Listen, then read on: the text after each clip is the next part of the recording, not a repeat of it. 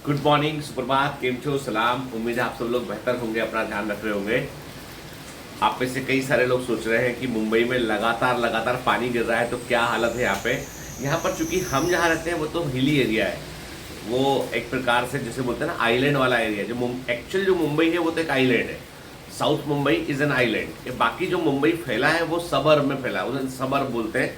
तो वो सब अर्ब का जो एरिया होता है वो बेसिकली जमीन को आगे बढ़ते बढ़ते मुंबई वहाँ तक पहुँच गया है। तो पानी रुकने की जो समस्या है बॉम्बे के अंदर वो बेसिकली सबर्ब में है।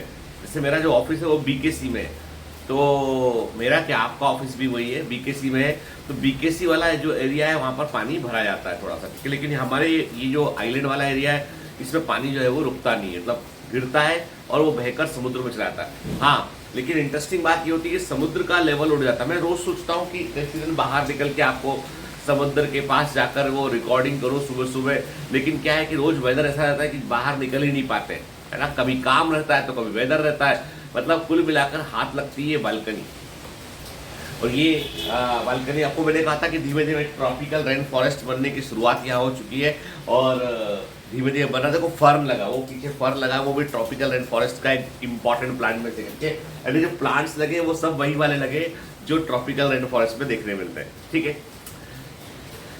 अब किसी बच्चे ने मुझसे पूछा, बड़े अच्छी चीज पूछी, उसने कहा कि सर हम चाहते हैं कि हमारा करियर एकदम सिक्योर हो, सेफ हो, ठीक है। क्या आर्टिफिशियल इंटेलिजेंस जो है वो डॉक्टरी को रिप्लेस कर देगा आने वाले समय में? एआई जो तमाम जो इस समय आप देखोगे तो चैट जीपीटी आया हुआ है ना, तमाम तरह के आर्टिफिशियल इंटेलिजेंस आए हुए हैं। तो क्या ये मेडिकल प्रोफेशन को, डॉक्टर्स को रिप्लेस कर देंगे? मैं एक बात क्लियर करूँ आपसे, आर्टिफिशियल इंटेलिजेंस के आने से डॉक्टर्स का काम और आसान हो जाएगा। डॉक्टर्स को और प्रिसीजन के साथ में काम करने में हेल्प मिलेगी। आपको शायद जानकर आश्चर्य होगा कि आज से कई सालों पहले से ना, तकरीबन 7-8 साल 10 साल होने आया है, रोबोटिक सर्जरी जो है वो सबसे एडवांस सर्जरी में शामिल होती है और रोबोटिक सर्जरी जो है वो डॉक्टर्स ऑलरेडी कर रहे हैं। मुंबई के अंदर कोकिलाबेन अंबानी और ये अपना हरकिशन दास, ऐसे बड़े बड़े जो हॉस्पिटल है, bridge candy hospital, in hospitals में रोबोटिक सर्जरी का जो है वो दा विंची रोबोटिक सर्जरी का जो है वो आर्म्स यहाँ पर डिपार्टमेंट अलग है, जहाँ पर जो है वो मिनिमल इन्वेसिव रोबोटिक सर्जरी वो लोग करते हैं, ठीक है। तो पहले से रोबोट हेल्प करता आया। रोबोट क्या करता है कि कोई भी आर्टरी को मिस्टेकन नहीं करता, वो एकदम सही आर्टरी को डॉक्टर पहचान सकता है, वहाँ पे गलती की संभावनाएं कम हो जाती है। तो आर्टिफिशियल इंटेलिजेंस के आने पर मेडिकल प्रोफेशन में आपको और बेहतर काम करने का मौका मिलेगा आपको। आज भी हम लोग जो है वो तकरीबन 30-40% बीमारियां ऐसी हैं जिनके बारे में बहुत ज़्यादा जानकारी नहीं है हमको। शायद नैनो टेक्नोलॉजी की मदद से हमको वो जानने में हेल्प मिलेगी। शायद हम और बेहतर प्रकार से मरीज का इलाज कर पाएंगे। जैसे एक ज़माने में ब्लड टेस्ट कराने के लिए जब आप ब्लड सैंपल लेते थे, फिर पैथोलॉजिस्ट जाएगा और वो पैथोलॉजिस्ट जाकर जो है उसमें स्लाइड बनाएगा, बहुत लंबी प्रोसीजर के बाद में वो रिपोर्ट लेके आता था, मतलब 1 दिन 2 दिन का वक्त लगता था रिपोर्ट आने में। अभी क्या है, ब्लड का ड्रॉप लिया, मशीन में डाला, रिपोर्ट बाहर आता है और रिपोर्ट को पैथोलॉजिस्ट जो है वो साइन करता है। तो पैथोलॉजिस्ट का काम थोड़ी ना खत्म हो गया है। एक्चुअली रिपोर्ट का इंटरप्रिटेशन जो है ठीक से पैथोलॉजिस्ट करता है। आज भी हम लोग जो ईसीजी मशीन यूज करते हैं उन मशीनों में सब कुछ लिखा आता है, पूरा की लीड के बारे में सब कुछ आता है। हमें उस लीड को एक बार रीचेक करना होता है कि ये सब कुछ ठीक है कि नहीं है इसमें, ठीक है। हमने कई बार पाया है कि मशीन के अंदर कुछ जो है टेक्निकल चीज़ें ऐसी होती है जिनको हमने उसके सिम्टम से मैच करके देखा, नहीं भाई ये चीज़ ठीक नहीं है, रीचेक किया और हमारा सब सही निकला। तो डॉक्टर्स जो होते हैं वे ऐसा नहीं बोल सकते आपकी ह्यूमन इंटेलिजेंस, रोबोट ने या आर्टिफिशियल इंटेलिजेंस ने इंसान को नहीं बनाया, इंसान ने उसको बनाया।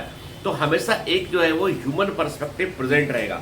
तो मेडिकल प्रोफेशन जो है वो हमेशा एक कदम आगे ही रहेगा आर्टिफिशियल इंटेलिजेंस से। हाँ, किनका काम खत्म होने वाला है ये भी क्लियर कर दूं मैं। आर्टिफिशियल इंटेलिजेंस के आने पर जिन लोगों का काम खत्म होने वाला है वो है कंटेंट राइटर। जो पहले कंटेंट लिखा करते थे, आज आप चैट जीपीटी से कुछ भी लिखवा लीजिए, वो आपको किसी भी कंटेंट राइटर से बेहतर लिख कर देगा। लेकिन तब भी उस कंटेंट के अंदर यदि आपको ह्यूमन टच देना है तो थोड़ा सा आपको उसे करेक्शन करना पड़ेगा। एडिटिंग, वीडियो एडिटिंग के काम में जो है लोग बाग जो है वो बहुत स्किल्ड काम होता था, अब वो चैट जीपीटी, मतलब ऐसे काम जो जनरलाइज टाइप के थे वहां पर चैट जीपीटी जो है वो भारी पड़ रहा है। लेकिन मैं फिर वही कहता हूँ, आने वाले समय में वीडियो एडिटर ऐसे होंगे जो चैट जीपीटी की इस तरह के आर्टिफिशियल इंटेलिजेंस की वजह से और बेहतर वीडियो बना के देंगे। वो इन्हीं मशीनों का इस्तेमाल करेंगे और बेहतर बना कर देगी। भाई जैसे मान लो कि भाई एक जमाने में था कि मोटर कार नहीं हुआ करती थी, अब क्या है, कारें होती है, एरोप्लेन होते हैं। तो ऐसा नहीं है, हर बार नई चीजें आती हैं और नई संभावनाओं को उत्पन्न करती है। तो चैट जीपीटी या कोई भी आर्टिफिशियल इंटेलिजेंस जो है वो हमारे लिए खतरा नहीं है। हमारे लिए खतरा कब बनेगा, जब हम अगेंस्ट दी ह्यूमैनिटी उसको यूज करेंगे, मानवता के विरुद्ध उसको यूज करेंगे तो खतरा बनेगा। अदरवाइज जो है यदि हम अपने रोजगार में उसको इनकॉर्पोरेट करें, फॉर एग्जाम्पल पहले के जमाने में जो है लंबे लंबे बड़े बड़े कैलकुलेशन करने के लिए पूरा पूरा बोर्ड भर दिया करते थे हम लोग। अब हम कैलकुलेटर में दबाते, खट से आंसर निकल के आता है। तो कैलकुलेटर ने हमारा काम आसान किया है। पहले के जमाने में हमको लंबे लंबे बही खाते लिखने पड़ते थे, अब हमारे एक्सेल शीट पे सब कुछ रहता है प्रेजेंट। तो टेक्नोलॉजी जिंदगी को आसान करती है, तकनीक जिंदगी को आसान करती है, आपके रोजगार के अवसर नहीं छीनती है। रोजगार के अवसर किसने छीनते हैं? अब आप बोलोगे भाई पहले के जमाने में बैल लेके कई सारे मजदूर खेतों में बैल लेके हल चलाया करते थे, ट्रैक्टर आ गया तो उसने काम खत्म कर दिया। नहीं, ट्रैक्टर ने नई संभावनाओं को उत्पन्न किया। तो पॉइंट ये है कि आपको अपने आप को एम्प्लॉयमेंट के अकॉर्डिंग, नए जमाने के एम्प्लॉयमेंट के अकॉर्डिंग अपने आप को एकस्टम्ड करना पड़ेगा, ढालना पड़ेगा। ये नहीं बोल सकते आप कि ये आपका रोजगार छीन लेगा। मेडिकल प्रोफेशन में तो बिल्कुल ही गलत है। जितना टेक्नोलॉजी एडवांस होगा, बायोनिक पेंक्रियाज आ गया, मान लो एक मशीन लगा दी आपने, खुद ही इंसुलिन लेवल, सब शुगर लेवल चेक करके उसने खुद ही इंसुलिन को इन्फ्यूज कर दिया, डॉक्टर का काम आसान हो गया। अब बायोनिक पेंक्रियाज को फिट करना, किस कैलिब्रेशन में काम करेगा, डॉक्टर का काम हो गया है। तो मतलब कहने का मतलब ये कि धीमे धीमे संभावनाओं के बढ़ने पर, चीजों के बढ़ने पर हम लोग और स्किल्ड प्रकार से काम कर पाएंगे। पहले एंटीबायोटिक नहीं होती थी, अब एंटीबायोटिक होती है, इंजेक्टेबल बढ़िया एंटीबायोटिक होती है, और अधिक फैसिलिटी हमारे पास है। पहले आईसीयू में कई मशीनें थी, अब ज्यादा मशीनें। तो पॉइंट ये है कि चीजों ने हमारे लिए लोगों को बचाना और आसान किया है। तो ये सोचना है, कई बच्चे ये लिखते हैं कमेंट में कि आर्टिफिशियल इंटेलिजेंस से क्या मेडिकल प्रोफेशन खत्म हो जाएगा। खत्म नहीं होगा, बल्कि इंप्रूव हो जाएगा, बेहतर हो जाएगा। याद रखना इस बात को, ठीक है? क्योंकि टेक्नोलॉजी जिंदगी की राह आसान बनाती है, बशर्ते तकनीक का सही यूज करते आपको आना चाहिए। तो डरो मत, सेफ सिक्योर कुछ भी नहीं दुनिया में। ये दुनिया ही अनसेफ जो है अनसेफ है, लेकिन इसी अनसेफ में जिंदगी जी जाती है। मतलब कहने का मतलब ये है कि आप ये मत सोचो कि world is totally safe for you. नहीं,